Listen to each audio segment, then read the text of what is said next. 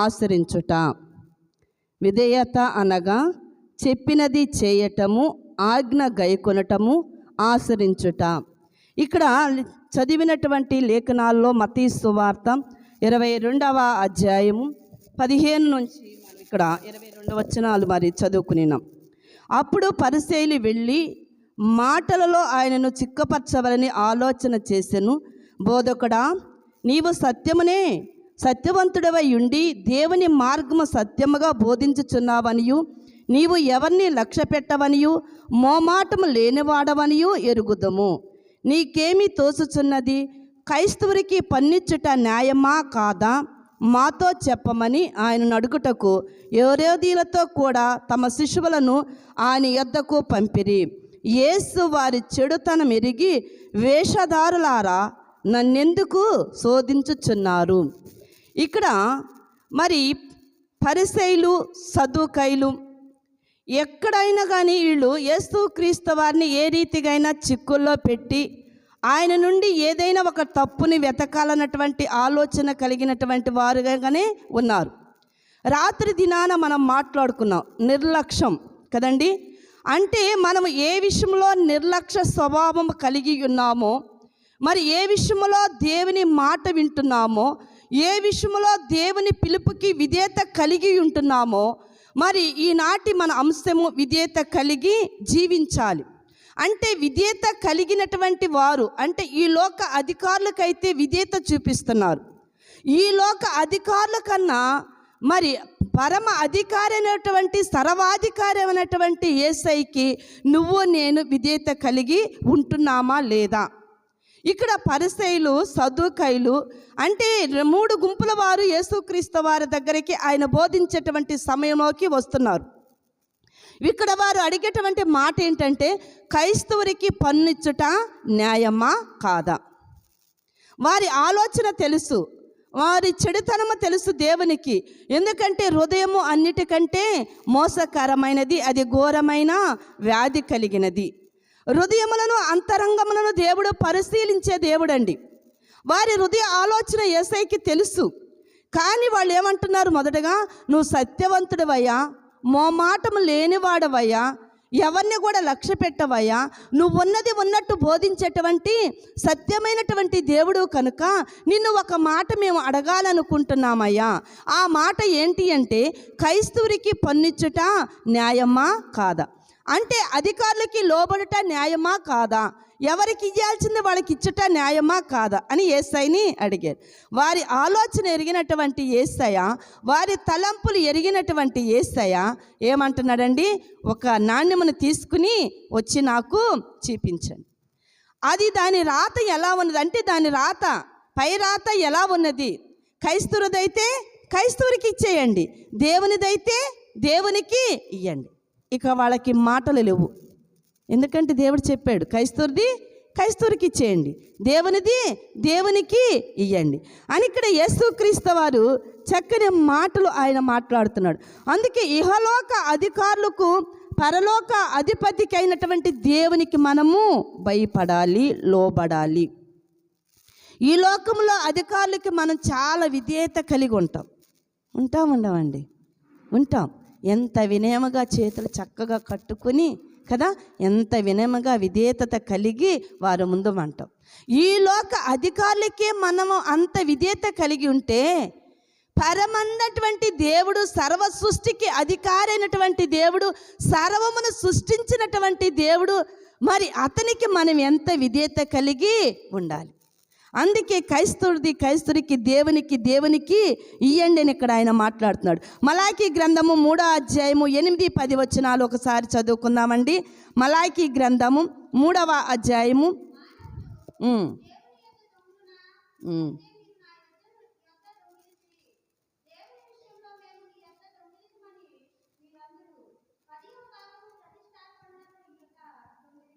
చాలు తల్లి కదా. ఇక్కడ మరి దేవుడు మాట్లాడుతున్నటువంటి మాటలు, మానవుడు దేవుని యొద్ద దొంగిలినా అయితే మీరు నా యొద్ద దొంగిలితిరి, దేని విషయంలో మేము నీ యొద్ద దొంగిలితమని మీరు అందురు.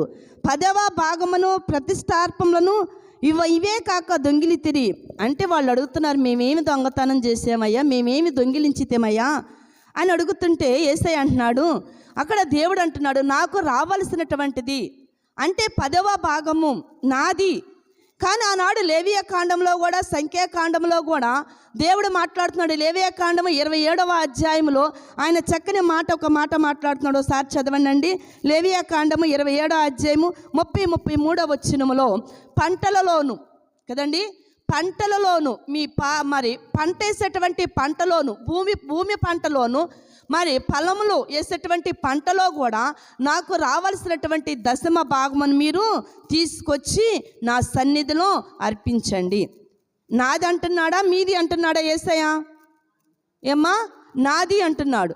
అంటే ప్రతి దాంట్లో మనం ఏమివ్వాలి? దేవునికి 10వ భాగమును ఇవ్వాలి.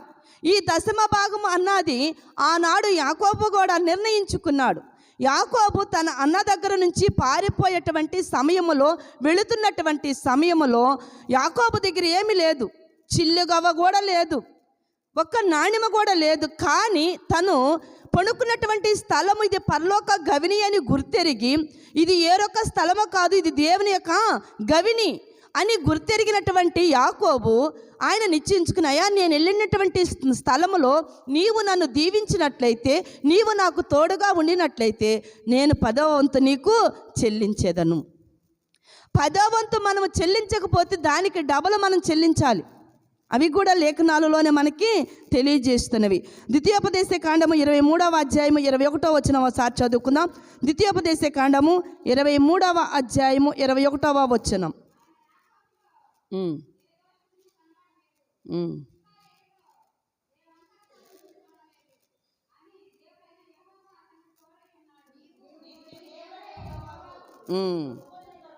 అది చాలు తల్లి. ఏమంటున్నాడమ్మా, నీవు నీ దేవుడైన యెహోవాకు మ్రొక్కుబడి అంటే మ్రొక్కుకున్నప్పుడు దాన్ని తడువా చేయకంటే ఆలస్యము చేయకము. మనం మొక్కుకుంటాం, మ్రొక్కుబడి చాలామంది మొక్కుకుంటారు. కొంతమంది అయితే ఒక బాధ వచ్చినప్పుడు, ఒక కష్టం వచ్చినప్పుడు, బిడ్డలకి అనారోగ్యం వచ్చినప్పుడు, బాగానప్పుడు, అయా నేను నా బిడ్డకి స్వస్థత కలిగితే నీకు కృతజ్ఞతాస్తుతులు చెల్లిస్తాను, లేకపోతే ఇంత అమౌంట్ ఇస్తాను అన్నటువంటి వడంబడక చేసుకుంటాం. తర్వాత కొంతమంది దేవునికే కదా ఇచ్చేదని, అంటే మీరంటే మీరు కాదండి, కొంతమంది సంగతిని నేను చెబుతున్నాను. ఒక్కొక్కళ్ళు మొక్కుబడి మొక్కుంటారు. మొక్కుబడి మొక్కున్న తర్వాత 10వ భాగములు కానీ, మొక్కుబడులు కానీ, కృతజ్ఞత అర్పణ కానీ దేవునికి ఇవ్వాల్సిన దేవునికి మాత్రమే ఇవ్వాలి. అంటే అది దేవునికి మనం ఎప్పుడైతే ఇస్తామో అది యాజకునికి చెందిద్ది. మనం ఏం చేస్తామంటే ఏదైనా దేవునికే ఇస్తాము కదని ఆ ఇచ్చేటువంటి కానుకని ఒక ఫ్యాన్ అనో, ఒక మైక్ అనో, ఒక స్టాండ్ అనో, అంటే మనకిష్టమైనది మనం అలా చెల్లిస్తాం. కానీ అది ఎలా మొక్కుబడి చెల్లించడం అయ్యిద్ది? అది ఎలా దేవునికి మనం కృతజ్ఞత చెల్లించడం అయ్యిద్ది? మనం మొక్కుకున్నది దేవునికి ఇస్తామన్నాము, అది దేవునికి ఇవ్వాలి. కానీ మనము కొంతమంది ఏం చేస్తారు, ఏదైనా దేవునికే కదా ఇచ్చేది, మన ఫ్యాన్ ఇస్తే బాగుండిద్ది కదా అనుకుంటాం. కానీ అలా చేయకూడదు. దేవుని అందుకే ఇక్కడ దేవుడు ఏమన్నాడు, క్రైస్తవురికి ఇవ్వండి, దేవునిది దేవునికి ఇవ్వండి, ఎవరికి వాళ్ళకి ఇవ్వండి కదా. నా రాబడిలో మీరు దొంగిలిస్తున్నారు అన్నాడు. మేము ఎక్కడ దొంగిలించామని ఇశ్రాయేలు అడుగుతున్నారు. నాకు ఇవ్వాల్సింది మీరు మరి ఇవ్వకుండా తీసుకోవట్లేదా? సమయాన్ని మీరు దొంగిలిస్తలేదా కదండి. దేవుడు మనకి ఎంత సమయాన్ని ఇచ్చాడు, 24 గంటల సమయం ఇచ్చాడు. 24 గంటల సమయంలో పగలంతా మనం పని చేసుకుంటాం, నైట్ అంతా మనం పడుకుంటాం. కానీ ఈ సమయంలో దేవునికి మనము కొంత సమయాన్ని ఇవ్వాలి. ఎంత సమయం ఇవ్వాలి? 2.5 గంటల దేవుని సన్నిధిలో మనము గడపాలి. 2.5 గంటలు ఒకే రీతిలో ఒకే సమయం ముందు గడపలేకపోయినా 3 విధాలుగా దేవుని సన్నిధిలో మనము గడపవచ్చు. ఆ 3 సమయాలు ఏంటి అంటే, ఉదయాన దేవుని సన్నిధిలో మోకరిల్లి ప్రార్థన చేయొచ్చు కొంత సమయం, మధ్యాహ్నం దేవుని సన్నిధిలో మోకరిల్లి ప్రార్థన చేయొచ్చు కొంత సమయం, రాత్రివేళ మరలా మనము ప్రార్థన చేయొచ్చు. ఈ రీతిగా కూడా దేవునికి మనం ఇవ్వాల్సినది. అందుకే దేవునికి ఏమి ఇవ్వాలి? 10వ భాగం ఇవ్వాలి కదా, నీ ధనం ఇవ్వాలి, నీ దేహం ఇవ్వాలి కదా, నీ సమయాన్ని కూడా ఇవ్వాలి. ఏమని ఇవ్వాలి? 3 ఇవ్వాలి. ధనం ఇవ్వాలి, సమయము ఇవ్వాలి, నీ దేహము దేవునికి ఇవ్వాలి. ఇవి ఎప్పుడైతే దేవునికి మనం ఇస్తాం, అందుకే నాకు ఇచ్చి మీరు శోధిస్తే ఆకాశ వాకిడ నేను ఇప్పుతాను, మీరు నాకు విధేయత కలిగి ఉండండి అంటున్నాడు. అబ్రహాము దేవునికి విధేయత కలిగి ఉన్నాడండి. అబ్రహాం గారు దేవునికి విధేయత కలిగినాడు. దేవుడు వాగ్దానం చేసినాడు. వాగ్దానం చేసిన దేవుడు నమ్మదగిన దేవుడని నమ్మి ఉన్నాడు. నమ్మినటువంటి అబ్రహాము గారికి వృద్ధాప్యమందు ఆయన ఒక కుమారుని ఇచ్చి ఉన్నాడు. కుమారుని ఇచ్చిన తర్వాత మరలా ఆ కుమారుని నాకు ఇవ్వమని దేవుడు అడిగి ఉన్నాడు. అంటే అబ్రహాము గారిలో మొదట ఏమన్నది? విశ్వాసం ఉన్నది. ఇప్పుడు క్రియ కూడా ఉంటే దేవుని ఎడల తను ఎంత విధేయత కలిగి ఉన్నాడో ఉన్నటువంటి ఇప్పుడు మనము కూడా అబ్రహాము సంతానం అని చెప్పుకుంటున్నాం. ఆనాడు మరి యేసుక్రీస్తు వారి యొక్క కాలంలో కూడా మేము అబ్రహాము సంతానము కదండి. మోషే ధర్మశాస్త్రాన్ని ఎక్కువ నమ్మారు, మేము అబ్రహాము సంతానం అంటున్నారు. కానీ వారి కొరకే ఈ లోకానికి వచ్చినటువంటి మెస్సైను వారు నమ్మలేదు. ఆయన ఏమంది విధేయత చూపించా లేకపోయి ఉన్నారు. వస్తాడు అనుకుంటున్నారే కానీ వీళ్ళ కొరకే వచ్చినటువంటి ఆ బిడ్డల కొరకే వచ్చినటువంటి దేవుని ఎవరు కూడా నమ్మలేదు. అందుకే అబ్రహాము గారిని విశ్వాసులకి తండ్రి అని మనం పిలుస్తున్నాము. అంటే ఆయన ఎంత విధేయత కలిగి ఉన్నాడంటే నీకు ఒక్కడైనటువంటి నీ కుమారుడు నాకు ఇవ్వమన్నాడు. ఆదికాండం 22 అధ్యాయం ఇదంతా కూడా మనకి తెలుస్తున్నటువంటిది కదా. మరి నీ ఒక్కడైనటువంటి నీ కుమారుని నాకు ఇయ్యమన్నప్పుడు అబ్రహాము గారు ఏమీ మాట్లాడలేదు, తన భార్య కూడా చెప్పలేదు. ఒకవేళ చెబితే, ఎందుకంటే స్త్రీ చాలా బలహీనురాలు, లేక వృద్ధాప్యం ముందు ఒక్క బిడ్డ పుట్టి ఉన్నాడు కదా, మరలా దేవుడు ఎందుకు అంటే స్త్రీలు కొన్ని విషయాల ఏం చేస్తాము, ఇచ్చేట్లో కూడా కొన్ని విషయాల పట్టు విడుపు ఉండదు. పురుషుడైతే ఇవ్వాలనుకుంటే ఇచ్చేస్తాడు, స్త్రీలు కొన్ని విషయంలో బిగబడుతూ ఉంటారు. కానీ ఇక్కడ అబ్రహాం గారు ఎవరికి చెప్పలేదు. పనివారిని తీసుకున్నాడు, తన కుమారుడిని తీసుకున్నాడు, అన్నీ తీసుకుని బయలుదేరి వెళుతున్నాడు. వెళ్ళేటువంటి మార్గంలో కుమారుడికి సందేహం కలిగింది. ఏం కలిగింది? నా తండ్రి, కట్టెలున్నవి, కత్తె ఉన్నది, కానీ బలి ఇయ్యటానికి గొర్రెపిల్ల ఏది అన్నాడు. ఏది అన్నప్పుడు అక్కడ అబ్రహాం గారు చక్కని మాట తన కుమారుతో మాట్లాడాడండి. ఎంత చక్కని మాట అంటే, యెహోవాయే చూచుకును. అయ్యా గొర్రెపిల్లవు నువ్వేనా తన కుమారుతో అన్నాడండి. మనమైతే అనేసేస్తాం ఆత్రంగా, నిన్నేనయ్యా నేను బలిత్తని తీసుకెళ్తాను. కానీ అబ్రహాం గారు అలా అనలేదు. ఎలా అన్నాడంటే యెహోవాయే చూచుకును అన్నాడు. యెహోవాయే చూచుకుంటాడా గొర్రెపిల్లని? కానీ అక్కడ తండ్రికి కూడా కుమారుడు విధేయత కలిగి ఉన్నాడు. మనం చాలా జాగ్రత్తగా ఆలోచన చేయాలండి. ఇప్పుడు పరమ తండ్రికి అబ్రహాము గారు విధేయత కలిగి ఉన్నాడు. అక్కడికి దేవుడు ఏ పర్వతం మీదకైతే తీసుకుని రమ్మన్నాడో, ఏ పర్వతం మీద అయితే తన కుమారుని బలి అర్పించమన్నాడో ఆ పర్వతం మీదకి వెళ్ళిన తర్వాత అక్కడ కట్టెలు చక్కగా పేర్చిన తర్వాత తన కుమారుని పండబెట్టినప్పుడు కూడా ఆ కుమారుడు కూడా తండ్రికి మారు మాట పలకలేదు. అక్కడ తండ్రికి కూడా కుమారుడు ఏం చూపించాడండి? విధేయత చూపించినాడు. అప్పుడు దేవుడు అబ్రహాముని పిలిచి, నీ ఒక్కడైనటువంటి నీ కుమారుడు నాకు వెనుదీయలేదు కనుక కత్తి ఎత్తవద్దు, ఆపేయి అన్నాడు కదండి. ఆ పొదలలో ఒక గొర్రెపిల్ల ఉన్నది, దాన్ని తీసుకుని వచ్చి నీ కుమారునికి బదులు అర్పించు, బలి అర్పించు. ఇక్కడ అబ్రహాం గారు మొదట ఏమన్నాడు? యెహోవాయే చూచుకును. ఇప్పుడు దేవుడే చూచుకున్నాడు. అంటే దేవుడు ఏదైతే మనం ఆశ కలిగి ఉంటామంటే విధేయత కలిగి, ఇప్పుడు అబ్రహాము దేవునికి విధేయత కలిగి ఉన్నాడు. తన కుమారుడైనటువంటి ఇస్సాకు కూడా దేవునికి విధేయత కలిగి ఉన్నాడు కనుక అబ్రహామును ఆశ్రయించిన దేవుడు ఇస్సాకును కూడా ఆశ్రదించినాడు. ఇస్సాకును కూడా బహుగా ఆశ్రదించినాడు. మరి తన ఒక్కడైనటువంటి తన కుమారుని ఈ లోకానికి దేవుడు నీ కొరకు నా కొరకు పంపించినాడు. ఇప్పుడు తన కుమారుడైనటువంటి దేవుడు ఈ లోకానికి వచ్చి విధేయత చూపిస్తున్నాడు, మార్గమును చూపిస్తున్నాడు. అంటే మనం ఎలా నడుచుకోవాలి, మనం ఎలా విశ్వాసంలో బలపడాలి, మనం ఎలాగూ ఉండాలన్నటువంటిది ఇక్కడ లేఖనాల ద్వారా యేసుక్రీస్తు వారు నీకు నాకు నేర్పిస్తున్నాడు. ఈ మండల కాలంలో ఈ 2026వ సంవత్సరంలో మనమందరం ఇక్కడ కూడి ఉన్నామంటే దేవుడిచ్చినటువంటి మహా కృప.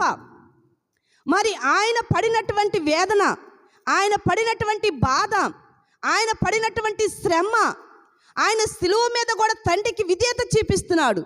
వారిని కొట్టిన వారిని, తిట్టిన వారిని కూడా, తండ్రి వీరేమి చేయించున్నారు, వీరెరుగుర కనుక వీరిని క్షమించయా, వీళ్ళని క్షమించు తండ్రి అని తండ్రికి మొరపెట్టుచున్నాడు. మనము దేవునికి విధేయత కలిగి ఉన్నామా లేదా?